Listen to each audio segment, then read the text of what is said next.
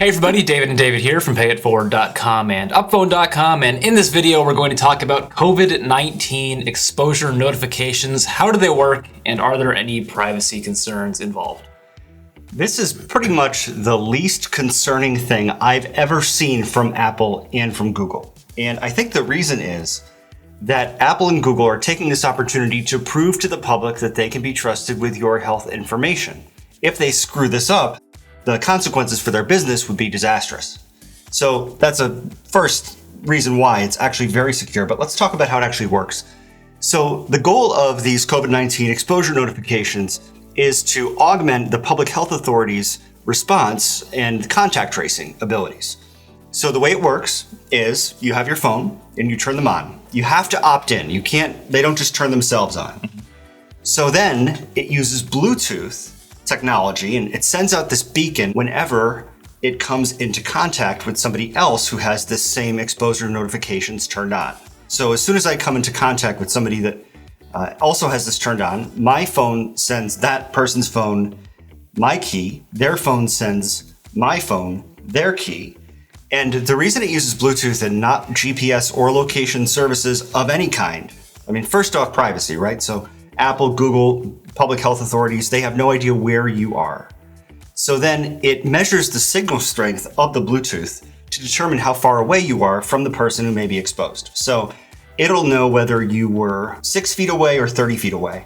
And it'll also know whether you are in contact with that person for 1 second, you were running by them, or if you were having a long conversation with that person. So there are different ways that it's tracking and measuring the likelihood that you were actually exposed to COVID-19 and your risk factor of having been exposed.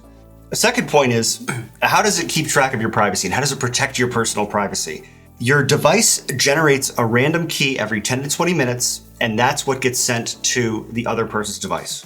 Your personal information never gets sent to anyone else's device. It's just this key.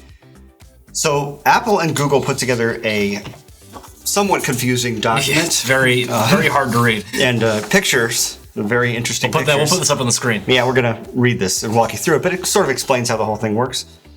Alice and Bob don't know each other, but have a lengthy conversation sitting a few feet apart. Their phones exchange beacons with random Bluetooth identifiers, which change frequently every 10 to 20 minutes.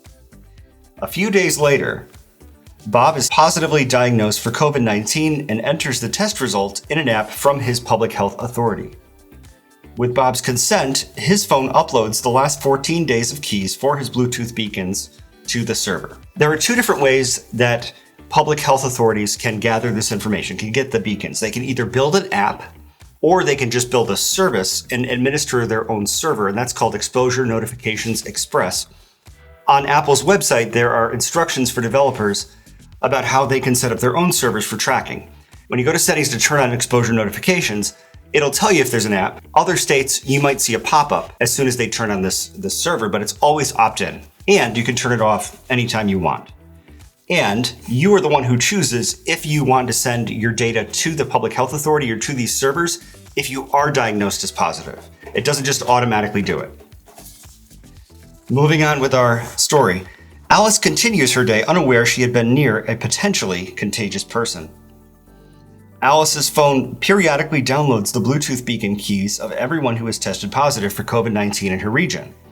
A match is found with Bob's random Bluetooth identifiers. Sometime later, Alice sees a notification on her phone. Alice's phone receives a notification with information about what to do next. I want to talk briefly about the personal privacy issues that a lot of people are wondering about, like, can I be personally identified? By Apple and by Google, never, period, end of story. By your location, never, end of story. Never tracks your GPS, never uses GPS, never tracks your actual location, just tracks proximity to other devices that were attached to people with COVID-19. But if a public health authority decides to create an app, like if New York State decides to create an app, which I think they did, and you sign up for a user account, then your phone is uploading your keys to that server, to New York servers. And if you have a user account, then New York can take the information from your user account and associate that with the keys that were uploaded. So they're going to know who you are. But the primary goal of this technology is to make public health authorities' jobs easier as they relate to contact tracing for COVID-19. So they're going to know who I am if I have it, but hopefully they do. I mean, I want that to happen. I want my New York State to know who I am. They're going to know who I am anyway if somebody knocks on my door for the contact tracing thing. If you're extremely concerned about that, I'm not going to judge you if you don't turn it on. David's going to judge you, but I'm not. No. Yeah, we're not going to judge you. I recommend turning it on. But I personally am going to turn it on because if I had to give a rating to Apple and Google in terms of this, they get a 10 out of 10. And I am not a fanboy. I give them a 0 out of 10 for a lot of things. But we make entire videos about privacy settings you should turn off. That's and we're saying this is really good. This is fabulous. There is nothing here that is not extremely secure. Apple and Google, just remember, if you're wondering why, how could it be that good? It's because they're trying to prove to the public that they can be trusted with public health information.